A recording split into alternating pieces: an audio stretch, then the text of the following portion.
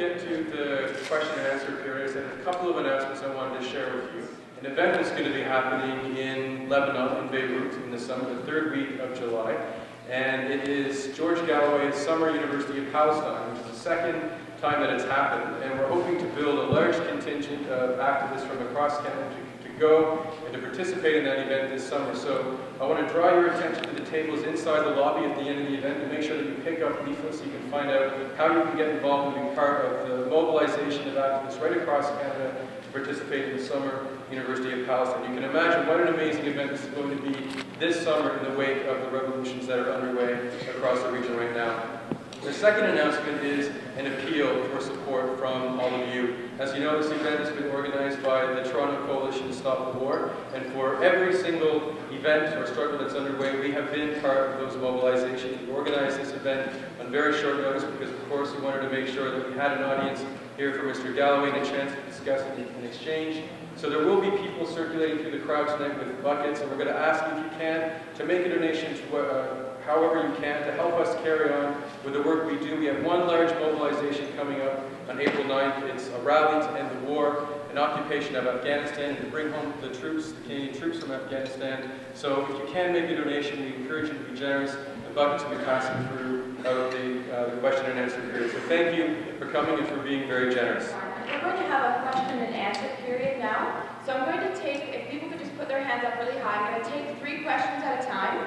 And I'm going to observe gender parity, and then Mr. Galloway is going to respond, and then we'll take another group. So, the young woman appears oblivious to the fact that I was Britain's leading opponent of the Iran-Iraq war. I was on Iran's side in the Iran-Iraq war. You don't have to believe me, it's a matter of public record, in the parliamentary record and in the public prints. She appears to, there was no YouTube then, between 1980 and 1988, but there was Hansard, which is the parliamentary record. Not only was I aware of Halabja when it was being used as an excuse to kill 1 million Iraqis by Britain and the United States. I was aware of it at the time and was the only Labour Member of Parliament to speak at the first demonstration condemning the use of chemical weapons against the people in Halabja. I just didn't believe that we should starve to death an Iraqi child every 6 minutes of every day and night through sanctions to punish them for having a dictatorship which they didn't elect and couldn't remove, and which in any case we had put into power and armed and financed and supported down all the decades.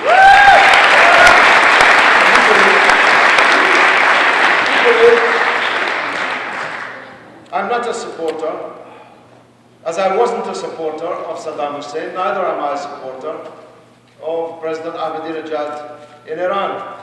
I just don't want the West to make a war against Iran.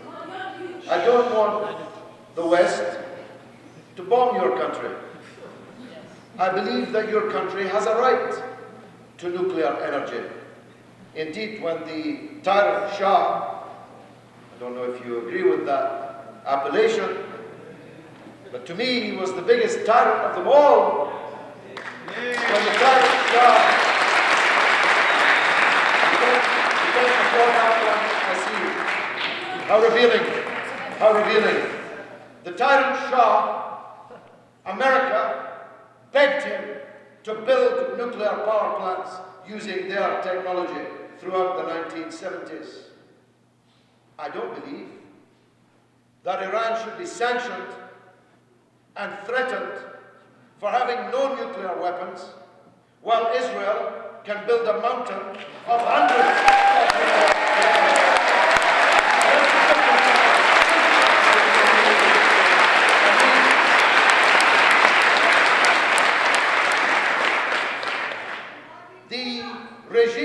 Tehran will be removed or kept according to the masses in Iran. No government is supporting them in the world. There is no power keeping Ahmadinejad in office. He has enemies all over the world, as we have seen this evening. I don't know why you're pursuing me. Pursue him. Pursue him. I don't know why. You want me to answer for the regime of Ahmadinejad. Now, the point that was made first about Bahrain, please, you had 2 out of the 3 questions, and I've dealt with your questions. Please allow the rest of us to have a meeting about the Arab revolutions, which is what we came here.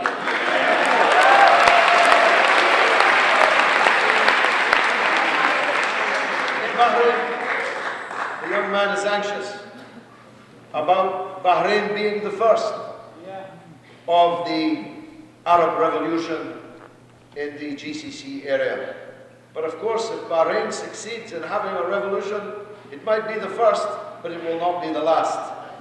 Because if the 231-year royal dictatorship in Bahrain is swept away, the other dictatorships in the GCC area will also be swept away. This whole process of knocking away pillar after pillar. Now, there are some people trying to play sectarian cards, not the young man, of course. There are some people who say this is a Shiite revolution in Bahrain. Well, it's true that the Shiites are the big majority, as a matter of fact, of the population in Bahrain, whilst having no political power at all, but that doesn't concern me at all. I'm not interested in whether somebody is a Shiite or a Sunni or a Christian or a Jew. I'm interested in bringing down the dictatorship in Bahrain, which suppresses all the people, all of them, Sunni and Shia.